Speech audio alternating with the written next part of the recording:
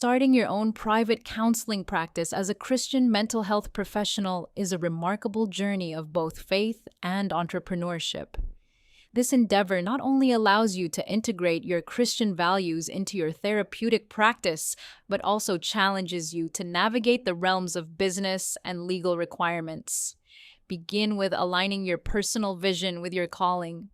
Reflect on how God might be guiding you to help others, and let this spiritual reflection shape your practice's vision and mission. Seek God's wisdom alongside advice from trusted mentors to clarify your path. Ensure you meet all legal, educational, and ethical requirements to practice independently. Hold the necessary state license and choose the right business structure to balance legal and personal obligations. Establishing these foundations ensures your practice is built on solid ground.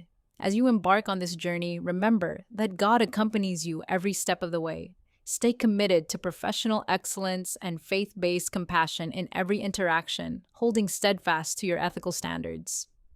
Through care, dedication, and divine guidance, your practice can thrive and bring light and healing to those you serve.